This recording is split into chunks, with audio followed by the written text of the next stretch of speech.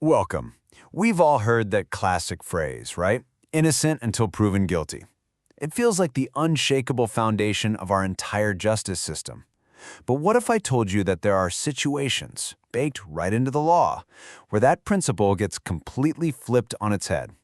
Today, we're diving into those fascinating and frankly controversial exceptions where it's the accused, not the prosecution, who has to do the proving. So, let's start with the bedrock principle.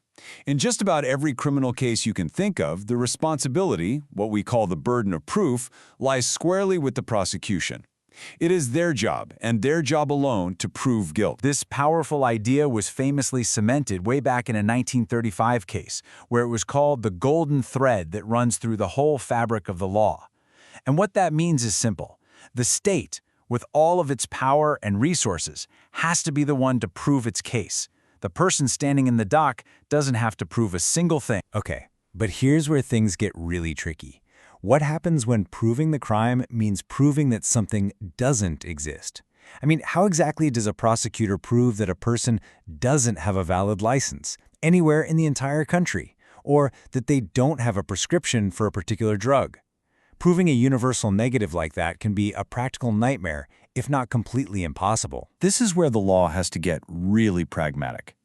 To solve this very real problem, the courts have developed exceptions that, in very specific situations, flip the script.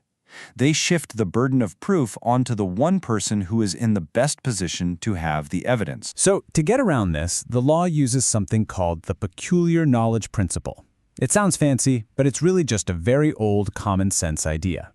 If proving a negative is nearly impossible for one side, but super easy for the other side to disprove with a single fact, well, it just makes sense to shift the burden to them. Let's go back to that license problem. Just think about this for a second. For the prosecution to prove you have no license, they would literally have to check with every single issuing authority in the country. That's a huge, huge task. But for you, the driver, to prove you do have one, you just have to pull a single document out of your wallet.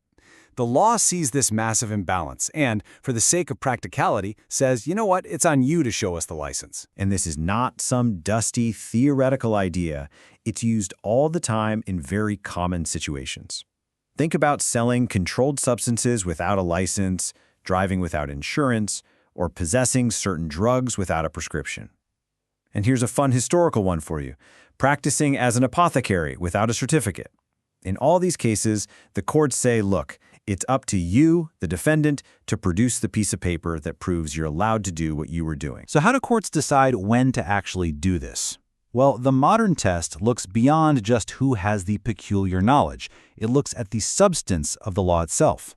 The courts ask a key question. Is this provision an essential ingredient of the crime, or is it written more like a special excuse or justification?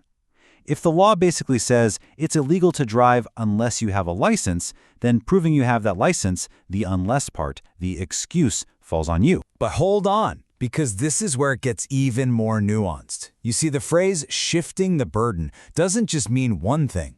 There are actually two very different kinds of burdens that can be shifted, and believe me, the distinction between them can absolutely make or break a case for the accused. All right, so first up, you have an evidential burden. Think of this as a really low hurdle. The accused just needs to point to some evidence, even a tiny shred, a scintilla, as the lawyers say, that suggests their defense is a real issue in the case. They might not even have to say a word. But then, there's the legal burden, and this is a much, much heavier lift. Here, the accused has to actively prove that their defense is more likely true than not. This often forces them to take the stand and present their own evidence. And I want to be really clear here. This isn't some minor, nitpicky legal detail. As legal scholars put it, the difference between these two burdens is radical. One just asks you to raise a plausible question. The other forces you to effectively prove your own innocence on that point. It completely changes the entire dynamic of a trial. Now, because putting a full legal burden on the accused clashes so much with that golden thread principle we talked about, the courts are actually very cautious. If a law is at all vague about which type of burden it's imposing, the courts will almost always default to the lesser one, the evidential burden. It's a way of protecting the rights of the accused as much as possible. And all of this brings us right back to the core tension of this whole topic, a really delicate balancing act between what's practical and what's fair.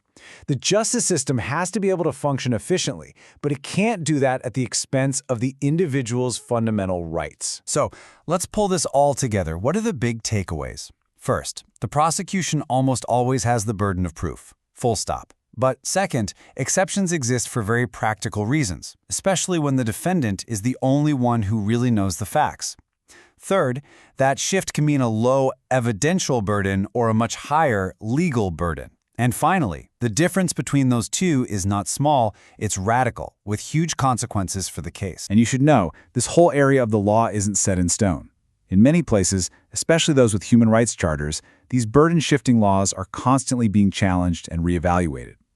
The courts are always asking, has this scale tipped too far away from fairness just to make things more practical? Ultimately, this isn't just about legal theory. It forces us to ask a really fundamental question about the kind of justice system we want to live in. How do we, as a society, strike that difficult balance between what's practical for law enforcement and what is profoundly fair for the individual? It's a constant negotiation, all in an effort to protect that one golden thread, that you are innocent until proven guilty.